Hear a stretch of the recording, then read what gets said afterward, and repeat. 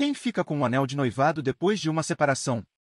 Quando Jennifer Lopez e Ben Affleck ficaram noivos pela primeira vez em 2002, ele deu a ela um anel muito caro. Esse anel de noivado valia até 2,5 milhões de dólares, feito pelo joalheiro de luxo Harry Winston e adornado com um diamante rosa de 6,1 quilates. Depois que as estrelas de cinema se separaram em 2004 sem se casar, J.Lo disse que pretendia devolver o anel discretamente para Affleck. Quer ela tenha feito isso ou não, Lopez tinha o direito de manter aquela pedra ou qualquer uma das outras que ela ganhou de seus numerosos ex-maridos e ex-noivos? A resposta pode importar para quem está noivo, casado, ou até mesmo pensando em dar o nó. Ninguém sabe ao certo quantos noivados terminam em separação, embora haja estimativas de que cerca de 1 em cada 5 termina. Como professores de direito que ensinam propriedade e direito de família, frequentemente conversamos com os alunos, e nossos próprios parentes, sobre presentes e casamento. Os alunos costumam nos perguntar quem é o dono do anel de noivado se os casais não se casarem ou se eventualmente se divorciarem. Eles também querem saber o que acontece se o anel for roubado. Embora impostos, leis e seguros não sejam tópicos muito sensuais, o casamento nunca foi apenas sobre romance. É também uma parceria com repercussão econômica.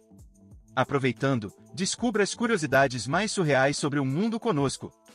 Aprenda coisas novas e interessantes todos os dias com nossos vídeos. Mantenha-se sempre atualizado com nossos conteúdos, então não se esqueça de se inscrever no canal e ativar as notificações. Inclusive, confio em você para curtir esse vídeo.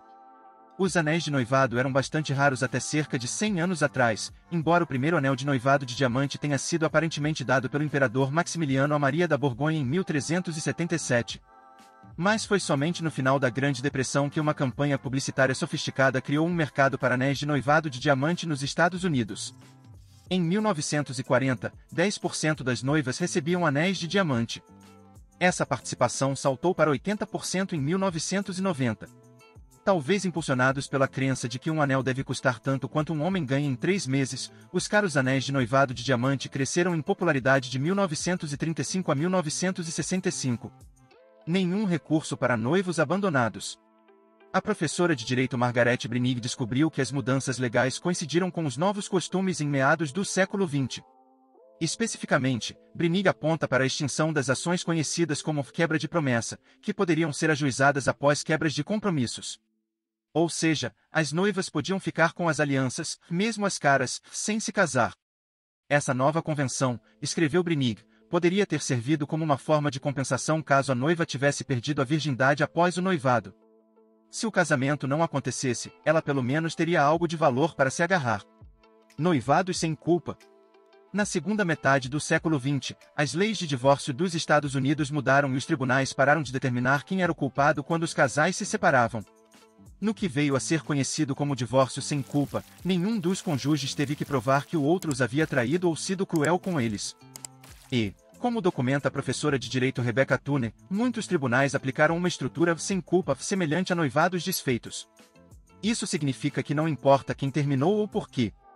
Ao abordar essa regra em 1997, 3 juízes de um tribunal superior da Pensilvânia basearam-se na história de Adão e Eva, vagaram pela época romana e anunciaram que o presente do anel para a noiva e na época de seu noivado estava sujeito a uma condição implícita exigindo seu retorno se o casamento não ocorreu.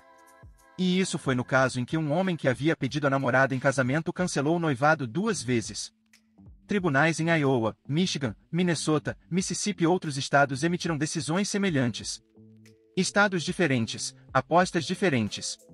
Mas a Suprema Corte de Montana decidiu em 2002 que uma ex-noiva poderia manter seu anel de noivado após um rompimento.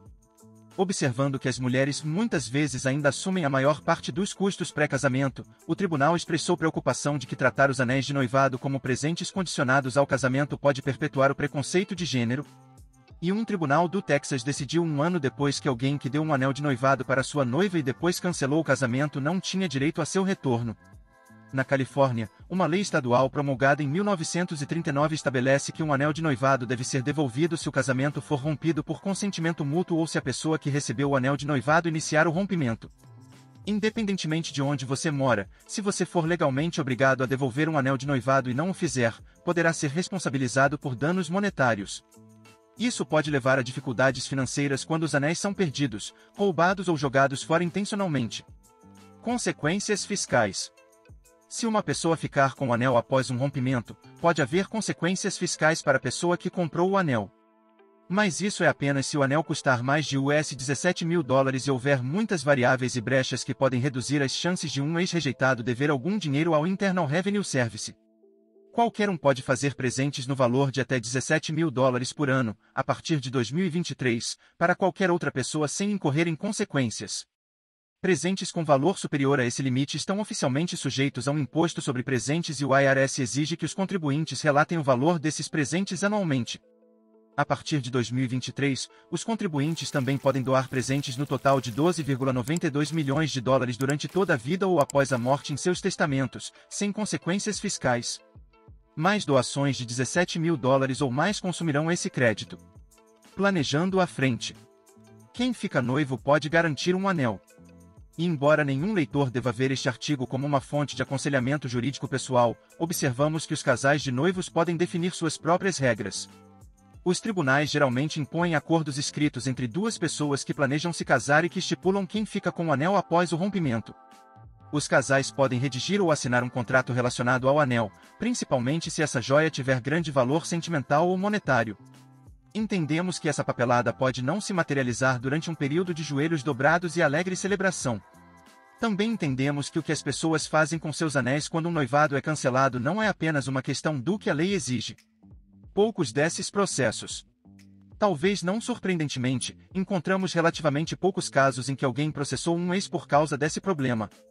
Nem mesmo Ben Affleck fez isso.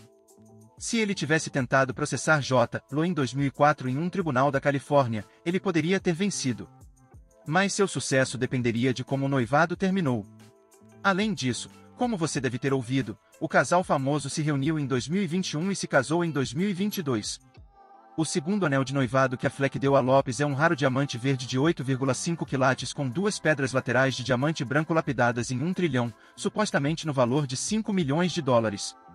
J. Lo consegue mantê-lo para sempre agora que ela está dizendo que seu nome é Sra. Jennifer Lynn Affleck.